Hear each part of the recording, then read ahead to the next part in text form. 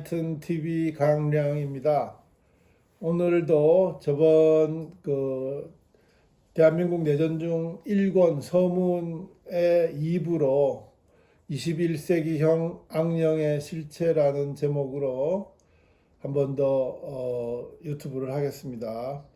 지난번에 제가 책 소개할 때 그 책 표지나 이런 것이 잘 안 보인다는 말씀들이 있어서 다시 한번 책 소개부터 하고 진행을 하겠습니다. 그 근대적 개인에 대한 컨셉, 개념을 확실하게 정의해주고 근대적 개인의 출현, 그 다음에 역할, 그 다음에 앞으로 기대되는 어떤 기대치, 공동체와의 관계를 잘 설명했던 벤자민 공스당이라는 프랑스 철학자의 책부터 먼저 표지를 소개하겠습니다. 이렇게 생겼습니다. 여기 이제 자기가 초상화도 나오고 그렇습니다. 그 다음에 그 리바이어던은 이거는 제가 원본을 갖고 있지 못하고 토마스 홉스의 소위 리바이어던 그 국가죠. 리바이어던 책은 표지를 열어보면 거대한 큰 괴물이 왼손에는 지팡이를 들고 오른손에는 칼을 들고 그리고 그 지구본을 내려다보는 사람들이 사는 마을을 내려다보는 그런 해상 괴물로 나오는데요. 그 그림이 잘 그 리바이어던 토마스 홉스의 국가에 대한 설명을 하고 있습니다. 그 괴물이 입고 있는 갑주 비늘 하나하나가 자세히 들여다보면 사람의 얼굴을 하고 있습니다. 그러니까 시민들이 자신들의 이익을 국가에다가 맡기고 대신에 국가로부터 안전과 재산과 그 외의 모든 교류에 대한 그 보호를 받는다는 계약이죠. 그러니까는 그렇게 자신의 이익을 내주고 그 다음에 더 큰 이익을 받는 아주 어떻게 보면은 요새 반지성주의가 창궐하고 있는데 굉장히 지성적인 개인 시민의 선택이었다고 볼 수 있습니다. 두 번째로 토마스 홉스가 말년에 썼던 영국의 시민전쟁 이후에 그 의회들의 난폭함, 의회의 독주 이런 것을 경계하면서 왕당파였던 토마스 홉스가 의회를 견제하면서 썼던 그 또 다른 그 육지 불사 괴물 베네모스의 책은 그렇습니다. 이 책은 소위 그 호르비츠라는 정치 사상가가 재해석해서 쓴 아주 유명한 책입니다. 그리고 오늘은 우리가 지금 자유민주주의를 이제 소위 자유시장 경제를 국시로 하고 있는데 사실은 자유민주주의 그러면 굉장히 사실 이해하기가 어렵습니다. 자유와 평등과 인권 이 세 가지를 이제 가장 중요한 키워드로 생각하고 있는데 사실 자유와 평등은 같이 가는 성격보다는 서로 싸우는 기량작용적인 성격이 있습니다. 일단 자유보다는 소위 대중들은 평등을 원합니다. 자유를 훼손시키더라도 자신들의 획일적 평등이 확보되는 것을 더 원합니다. 그래서 어떤 때에는 민주주의라는 이름으로 민주주의를 파괴하고 그 자유민주주의를 새로운 어떤 전체주의, 사회주의, 공산주의, 파시즘으로 몰려가게끔 만드는 대중들의 그 지난 20세기에 나타난 학습들이 있습니다. 그래서 이제 이 책은 뭐냐면 리버럴 데모크라시가 아니고 우리는 리버럴 이퀄리티라고 불러야 한다 하는 책입니다. 그러니까는 자유평등주의예요. 그러니까 자유민주주의. 민주주의라는 애매모호한 그 이름으로 얼마나 많은 좌익들이 민주주의를 팔아서 자신들의 그 기획된 그 혁명적인 또는 국가 파괴적인 또는 체제 파괴적인 그런 행위로 이용하는지 모릅니다. 그래서 우리의 컨셉 자체는 자유와 평등, 자유민주주의는 리버럴 데모크라시라는 어떤 그런 일반적인 표현이 있지만 그 내용은 리버럴 이퀄리티다. 자유와 평등이 서로 경쟁하면서 같이 가는 방법을 이제 만들어내야 되는 거죠. 자유주의가 굉장히 확대된 나라에서는 지금 우리가 보는 뭐 영미권이죠. 그리고 유럽 이렇게 돼 있는데 사실은 프랑스 혁명 이후에 그 획일적인 평등을 명분으로 나아갔던 게 바로 그 사회주의, 공산주의입니다. 그러니까 사회주의자, 공산주의자들도 민주주의를 하는 겁니다. 그러니까 근대 국가의 하나예요. 그러니까는 예를 들어서 이제 북한 같은 경우는 DPRK인데 이게 뭐냐면은 Democratic People's Republic of Korea예요. 그러니까는 어, 북한과 같은 전체주의, 공산주의 국가도 데모크라시를 하는 겁니다. 그러니까는 그 나중에 이제 자세하게 설명을 드리겠습니다만은 우리가 아주 자유민주주의에서 키워드로 생각하는 자유와 평등은 서로 간에 보완작용을 하는 것보다는 서로 간에 경쟁을 하는 기량작용에 있는, 그래서 이걸 잘못 컨트롤하면 상당히 우리가 원하는 자유민주적 질서로 향하는 것이 아니라 완전히 다른 길로 갈 수 있다는 거죠. 지금 21세기 대한민국이 딱 처해 있는 상황이 그렇습니다. 그 다음에 이제 어저께 요새 뭐 북한이 지금 러시아에 군사도 파견하고 뭐 그다음에 이런저런 이제 여러 가지 뭐 그 위협적인 행동들을 많이 하고 뭐 어떤 차원에서는 지금 임마누엘 토드라는 학자는 우크라이나 전쟁도 그렇고 중동에서 이스라엘과 레바논, 이스라엘과 헤즈볼라, 하마스도 그렇고 지금 뭐 북한과 대만, 중국, 미국 관계도 그렇고 이게 다 이렇게 관주해 보면 이마누엘 토드는 지금 거의 3차 세계대전이 시작된 것 같다라고 진단하는 학자도 있습니다. 그만큼 지금 우리는 지금 뭐 국가 안에 이제 사실 이제 우리 내부에서의 언론이나 모든 국민의 귀와 판단의 지혜가 될 수 있는 그런 부분들이 지금 좌익들이 다 장악을 해가지고 상당 부분 조지 오웰이 얘기하는 1984처럼 전쟁 상태인데 이게 평화다라고 얘기하고 뭐 그 야당 대표인 이재명 같은 경우는 뭐 어떤 더티한 아주 더러운 평화라도 전쟁보다는 낫다는 이딴 식의 어떤 헛수작을 피우는 상황 때문에 무사 안일, 무사 태평 그냥 완전히 뭐 그 어떤 위기 의식이나 이런 것들이 굉장히 지금 결여되어 있는 상황입니다. 그래서 이제 어제 전쟁기념회에서 하는 그 해사 아카데미에서 이제 제가 이 책을 갖고 가서 소개를 했습니다. 이게 뭐냐면 프랑스 최고 지성이라고 얘기하는 지금 뭐 우리도 지금 교보서에 가면 자유주의자 레이몽 아롱이라는 책이 번역돼 나와 있습니다. 레이몽 아롱이 쓴 필라스피 오브 워 전쟁의 철학자 크라우제 비체입니다. 크라우제 비체의 아주 고귀한 책입니다. 이제 크라우제 비체가 그 크라우제 비체의 전쟁론은 소위 그 레몽 아롱조차도 철학적 가치를 논할 만큼 아주 심대하고 원대합니다. 그래서 지금 군관계에 계시는 모든 분들은 크라우제 비체의 그 이론과 논리를 습득하는데 굉장히 열성적입니다. 그래서 뭐 경우가 된다면 이 책을 제본을 해서 한 권씩 나눠 드리려고 하는데 뭐 요번에 이제 지금 시대적 상황도 우리가 당면한 지금 남북과 관계, 그 다음에 세계적인 어떤 전쟁 분위기, 그 다음에 미국의 지금 트럼프와 해리스 간의 지금 대선 경쟁, 유럽에서 일어나고 있는 여러 가지 사회적 혼란 이런 것들을 다 포함해서 이제 여러 가지 생각을 오늘 조금 얘기를 할 건데 그래서 이제 지금 다시 한번 크라우제비체의 이론과 사상이 대두될 수밖에 없는 그런 상황이다 하는 것을 이제 얘기하고 있습니다.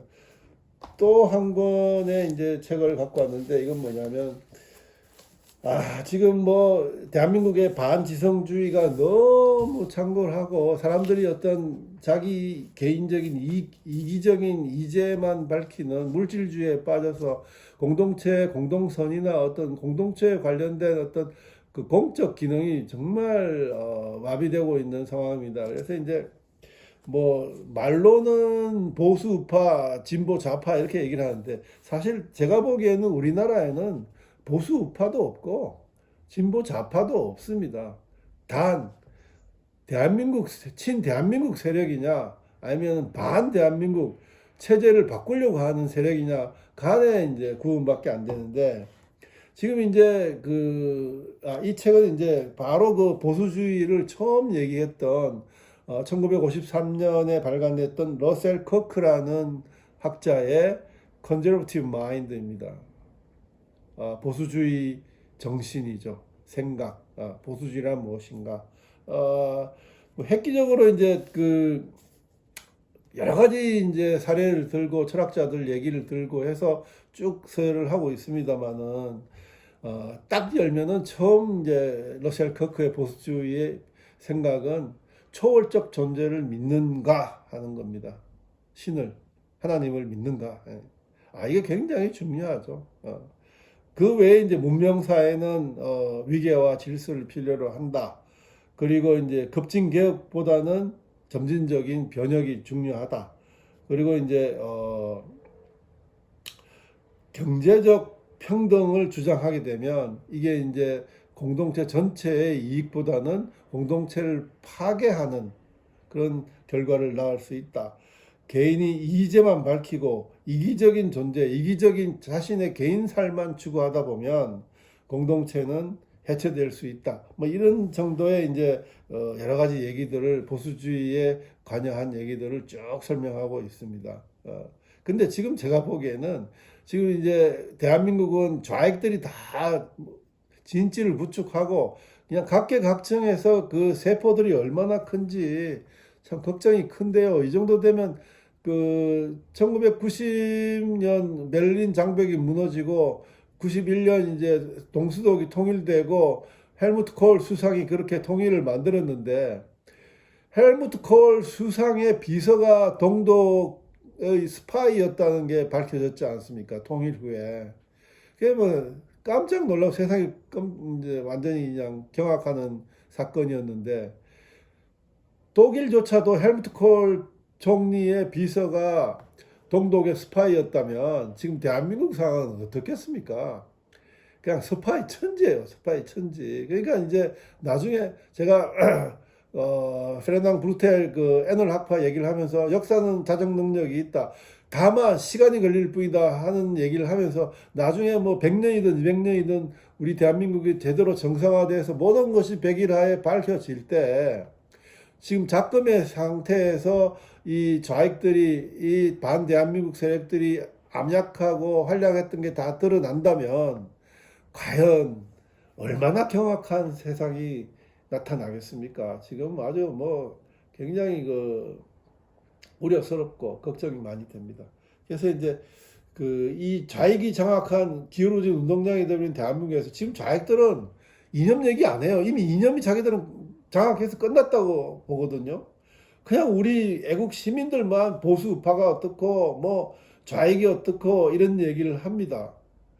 근데 사실은 우리 보수 우파 애국 시민들조차도 보수가 뭔지 좌익이 뭔지 뭐 우익이 뭔지 잘 몰라요.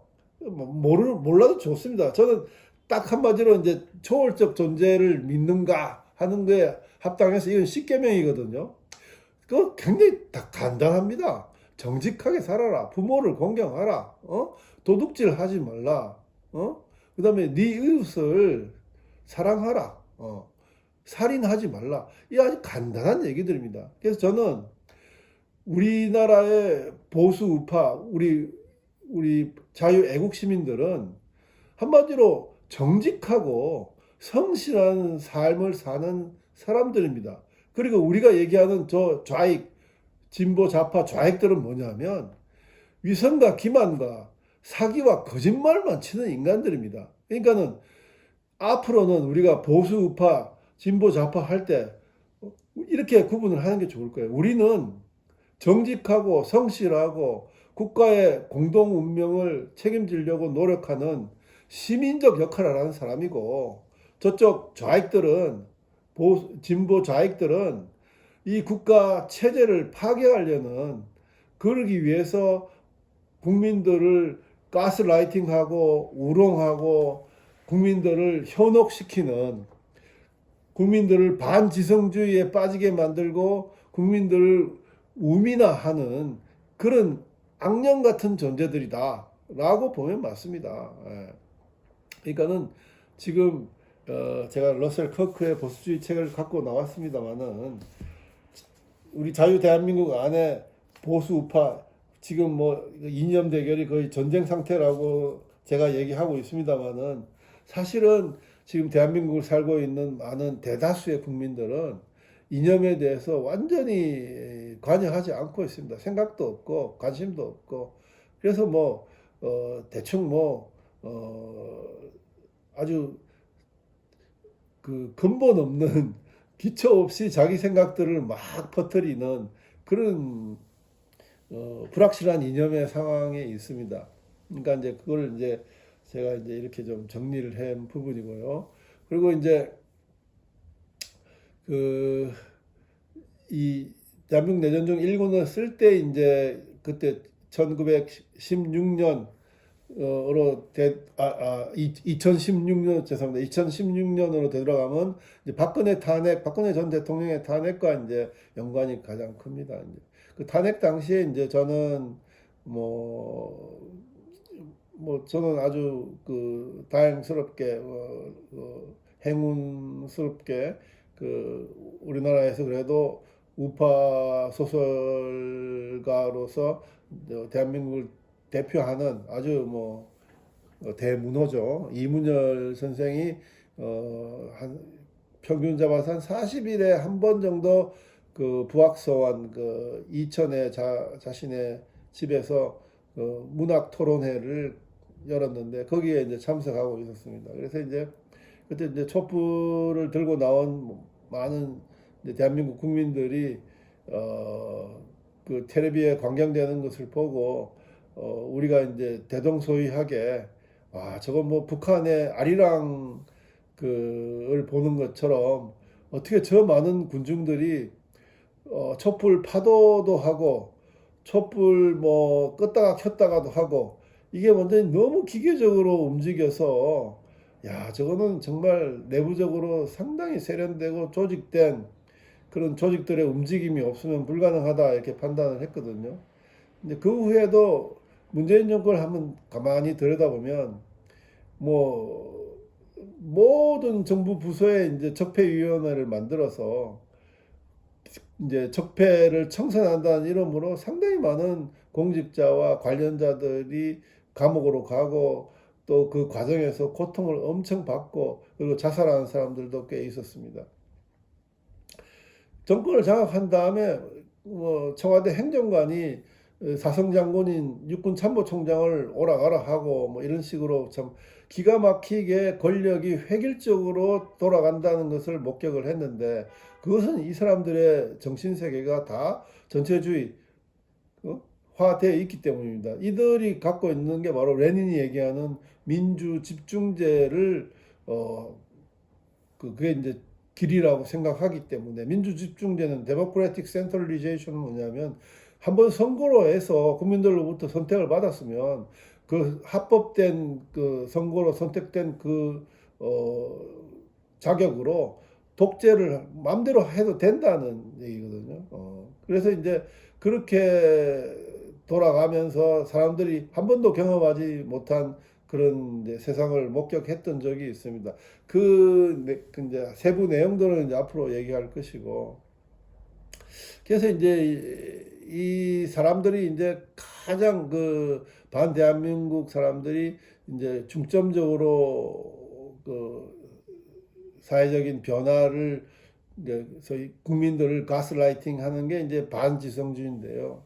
반지성주의란 건 뭐냐면 한마디로 이제 음모론 또는 뭐 끊임없는 소위 부정적인 현상에 대한 부정적인 시각을 넣어주고, 그리고 사람들의 그 지성적인 합리적인 이성적인 판단을 무마시키는 그런 이제 작용을 하는 거죠. 한 가지 이제 뭐 전번에도 한번 언뜻 말씀드린 것 같기도 한데, 그러니까 예를 들어서 이제 그 반지성주의는 그 소위 이제 1963년에 누구죠? 저기 리차드 에버스테트라는 분이 이제 미국에서의 반지성주의라는 책을 쓰면서 엔티 인텔렉츄얼리즘이라는 이제 반지성주의라는 단어를 처음 사용을 했어요. 근데 이제 저는 이제 이 지금 한 10, 박근혜 대통령 탄핵 이후 지금 계속 그 소위 어, 대한민국 세력 보수 우파들이 선거에서 밀리고 있는 상황이 계속 벌어지고 있는데, 이 좌익들이 이제 진지를 마련하면서 각 사회 각계각층에서의 이제 역할이 굉장히 이제 도드라지죠. 그러니까 그러니까 노동당이나 공산당 당에서의 가장 중요한 핵심 부처는 어딜까요? 딱 두 군데입니다. 조직 지도부하고 선전선동부거든요. 뭐 우리 이제 자유 열린 사회처럼 무슨 뭐 건설부가 있고 뭐 환경부가 있고 뭐 이런 게 중요한 게 아니고, 공산당 일당 체제는 조직 지도부하고 선동부가 제일 중요합니다. 그러니까는 뭐 국민이 죽든 살든 말든 자기들이 원하는 국민으로 개조를 해가지고 자기들이 원하는 권력을 추구하면 끝이에요. 근데 그게 오래 가겠습니까? 뭐 소련을 한번 보십시오. 결국은 72년 만에 소련이 샤타를 내리지 않았습니까? 그러니까 지금 우리 상황도 이제 딱 그래요, 지금. 근데 이제 예를 들어서 좌익들은 굉장히 그 이익 공동체를 만드는데 탁월한 능력을 갖고 있습니다. 이게 예를 들어서 이제 그 파주 출판단지 같은 경우에 이 그렇게 만든 기획한 사람도 좌익들이고, 그리고 지금 주인 노릇하는 사람도 좌익들입니다. 일단 좌익들은 한번 이 좀 유명한 저서를 번역해서 한국말로 출판을 하면 기본은 다 팔립니다. 그러니까 이제 이게 완전히 그 수직적인 그 이익 공동체적 지령이 있어가지고, 그렇기 때문에 이제 이 얘기를 왜 하냐면 2014년에 일본에 이제 고이즈미 그 수상의 선거가 있었는데, 일본에서 이제 반지성주의가 먼저 나왔어요. 나와가지고 이제는 이제 고이즈미 선거 전략에서 뭐 옛날에는 뭐 국민이 왕이다, 뭐 국민을 위해서 뭐 다 뭐 국민 우리가 뭐 국민을 위해서 하인 노릇을 이렇게 했는데, 이제는 그러지 않습니다. 이제 이것도 이제 소위 그 세계화의 영향하에 있어서 그런데요. 그러니까 이제 빌 클린턴부터 지금 그 바이든 대통령까지 한 30년간 미국이 추구했던 그 리버럴 임페리얼리즘, 자유주의적 제국주의, 그러니까 자유민주주의를 세계 만방에 이제 전파해서 전 세계를 자유민주주의 국가로 다 만든다는 그런 제국주의죠. 아주 몽상적인 제국주의인데 지금 그게 막 문제가 생겨가지고 지금 미국 국내에서도 지금 트럼프라는 사람이 나왔고, 유럽에서도 지금 뭐 우파 좌파 간에 굉장히 그 포퓰리즘이 강하고, 뭐 스웨덴에서 그 수기 민주주의로 유명했던 스웨덴 노르웨이에서도 총알이 날아다니고 폭탄이 터지고 하는 아주 위험한 세상이 되었습니다. 근데 이제 그 2014년에 소위 그 누구죠? 저기 이름이 일본 사람, 이 거리의 사상가이자 도쿄 대학 문학부를 졸업하고 뭐 교수 생활도 하고 하는데 아주 뭐 여러 가지 책을 쓰고, 한국에도 굉장히 유명한 분이 다스다 우찌루라는 사람이 소위 일본의 반지성주의라는 책을 쓰면서 소위 그 반지성주의의 그 원조격인 리차드 호프스테드 얘기를 많이 하는데, 이제는 정치가들이 선별적으로 자기들 지지할 수 있는 사람들을 선택을 해서 이용을 하고 나머지는 그냥 우민화시키고 뭐 그냥 내팽겨 친다는 거죠. 그렇게 왜냐하면 필요 없다는 거예요. 정권 유지를 하기 위해서는. 근데 이제 우리도 보면은 이런 이제 책을 빨리 번역을 해가지고 내가 보기에는 뭐 유시민이나 뭐 박영선이나 아무튼 그 누구죠 저기 뭐 양정철이나 뭐 이런 그 더불어민주당 내에 이제 소위 그 이론 리더 역할을 하는 이런 친구들이 거기에 대해서 이제 집중적인 총화라는 거 있죠. 그런 걸 이제 통해 가지고 지시를 내리고 이런 상황으로 몰고 가는 것 같아요. 그 예를 하나 들면 서영교라는 아주 정말 그 조선시대 백정 와이프 같이 생긴 그 더불어민주당 의원 사선 의원입니다. 사선 의원인데 뭐 험한 그 반지성주의적인 발언과 행태를 다 하고 있어요. 그러니까 이 친구가 그래도 뭐 박사예요. 그리고 뭐 교수를 한 적도 있고 그래가지고 맨날 데이터를 얘기합니다. 이 통계에 의하면 근데 나중에 통계를 찾아보면 다 잘못된 통계고 거짓말 통계예요. 그러니까 뭐 아니면 말고예요. 그때 넘어가면서 그러니까 이제 이 반지성주의자들은 뭐 통계 이런 거를 굉장히 인용하기를 좋아합니다. 왜? 선전선동에 많으니까. 그러니까는 그렇게 얘기해서 이제 국민들을 우민화시키고 가스라이팅을 하는 거죠. 지금 뭐 그 뭐 이재명을 제외하고 뭐 이재명 말로 할 것도 없고 뭐 정청래, 서영교 뭐 아이고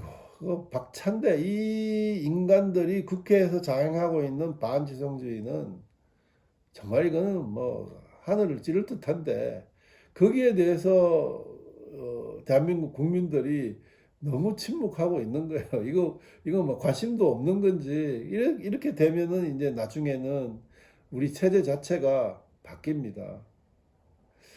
지금 뭐 아이고, 그냥 뭐 이제 탄핵을 얘기하다 못해 이제 하야를 하라고 윤 대통령 하야를 하고 그러는데 객관적으로 한번 봅시다. 지금 뭐 좌익들이 다 그 사회적 진지를 잡고 있고 국가 내부 행정부 내부에도 뭐 여러 가지 진지가 형성돼 있고 사법부 내부에도 진지가 있기 때문에 그걸 이제 통과할 관리하기가 굉장히 힘들지요. 힘듭니다. 하나 이제 물고 늘어지면 막 끝까지 이제 뭐 그냥 재가 되도록 물고 늘어지는 게 이제 자익들의 본성인데 한번 봅시다. 윤석열 정권 들어와 가지고 외교 안보 통상 쪽에는 굉장히 업적이 많아요. 잘하고 있죠. 그래서 저는 지난 여름에 굉장히 더워가지고 정말 이렇게 제 평생에 더운 여름이 없었다고 봤는데 이거 에어컨이 이제 전력이 잘못되면 이거 뭐 이 더위를 어떻게 할까 걱정이 진짜 많았습니다. 근데 뭐 전력 파동 없이 잘 넘어갔잖아요. 이것도 굉장히 큰 성과라고 봅니다. 근데 이제 그저 대통령을 보좌하는 분들이 뭐 어떤 건 몰라도 뭐 이런 얘기 잘 안 해요. 잘한 것도 굉장히 많은데 지금 뭐 워낙 이제 그 좌익들의 공세가 지금 심하니까 그거 이제 커버하느라고 힘들어서 그런지 몰라도 윤 대통령이 얘기하신 공정, 상식, 정의, 법치 이런 것들의 공통 분모가 뭘까요? 바로 정직입니다. 정직과 신뢰. 네. 우리가 추구하는 이 공동체가 정직과 신뢰를 키워드로 삼고 있으면 그런 법치, 정의, 공정, 상식 이런 것들은 그냥 그저 다가옵니다. 근데 지금 웃자다 보니까 좌익의 힘에 밀려가지고 그 윤 대통령이 내세웠던 바로 그런 캐치프레이즈들조차도 오염되는 지금 상황이 됐어요. 다시 한번 근본적인 아주 원초적인 자신의 자리로 돌아가서 한번 그런 것들을 얘기했으면 좋겠다는 생각도 들고 윤석열 정권 물론 뭐 이런저런 공격이 많아서 그렇다고 핑계를 댈 수 있겠습니다만은 서민 정책이 너무 없어요. 지금 뭐 부동산 문제는 보세요. 그 노무현 정권 때 부동산이 올랐다가 이명박 박근혜 정권 때 쭉 내려가 가지고 또 정상화 됐지 않습니까? 그러면 이제 문재인 때 이들의 그 무지와 자의적인 어떤 정책으로 인해서 부동산 가격이 엄청나게 올랐으면 그것 또한 우리가 정직하고 신뢰를 기본으로 하는 보수 우파 정권이 들어섰으면 다시 내려가야 되는 게 정상이에요. 근데 지금 또 이상하게 돌아갑니다. 그러니까는 그런 것들을 한번 제대로 보고 결국은 민주주의 사회에서는 표가 힘입니다. 마오쩌둥이 얘기했던 뭐 권력은 총구에서 나온다 아니에요. 이제는 권력은 투표함에서 나오는 겁니다. 그러니까는 보수가 이제 이 자익들은 뭐 기득권층이 이제 아주 악랄하다, 뭐 자기들밖에 모른다, 굉장히 냉랭하다, 뭐 그래서 이제 그 서민들을 선동을 해서 그게 먹혀 들어가는데요. 그 맞는 얘기예요. 그러니까는 그러니까는 소위 보수 우파라는 우리 윤석열 정권에 있는 소위 윤석열 정권을 선도하는 그런 중상층의 보수 국민들은 어, 대한민국이라는 전체의 공동선을 생각하면 서민들에 대한 배려, 서민 정책을 고려해야 되는 거예요. 뭐 조금 더 깐다면 그런 것이 바탕이 돼서 서민들로부터 지지도가 올라오면 진짜 윤 대통령이 얘기하시는 4대 개혁을 할 수 있어요. 근데 지금 서민 정책이 안 돼가지고 서민들로부터 지지를 못 받고 있는 상황에서 그냥 그 앰비션, 야망만 커가지고 뭐 연금, 그다음에 의사, 뭐 그다음에 이제 무슨 뭐 사회개혁, 정치개혁 이런 것들을 4대 개혁을 한다고 하는 것은 조금 순서가 바뀐 거라고 생각을 합니다. 그러니까는 그런 거를 염두에 두고 다시 한번 초심으로 돌아가서 지금 빨리 시스템을 제고할 때가 아닌가 이런 생각을 합니다. 악령들은 봐주는 게 없어요. 그리고 본능 자체가 파괴이기 때문에 그리고 그들의 목적은 자유민주주의, 자유시장 경제의 체제를 바꾸는 거예요. 그러니까는 지금 문정권 때 했던 내로남불 아시타비 자화자찬을 한번 보십시오. 그 유체이터를 했던 그 말도 안 되는 일들, 강압적인 일들이 지금은 자기들이 야당이기 때문에 내가 언제 그랬다는 듯이 싹 입 닫고 또 뭐 공정할 명정할 하는 부분도 있어요. 조국이나 이재명이 양복 왼쪽 웃자리에 태극기 달고 나오는 거 보세요. 걔들이 어떻게 태극기 세력입니까? 반 대한민국 세력이죠. 그러니까는 이들의 그 가스라이팅, 사기와 기만에 현혹되면 안 되는 거고, 국민들을 끌어올리려면은 친서민 정책부터 먼저 해야 되는 거예요. 그것이 먼저 하는 것을 이제 생각해야 된다는 부분에서 이제 대한민국은 내전 중 서론에 대한 2부를 마치겠습니다. 이제 다음 시간부터는 이제 각계 부분적 타이틀을 갖고 그 문제에 대한 본심과 그다음에 그 이슈가 가졌던 사회적 메타포들을 하나하나 좀 설명하는 기회를 갖겠습니다. 시청해 주셔서 감사합니다.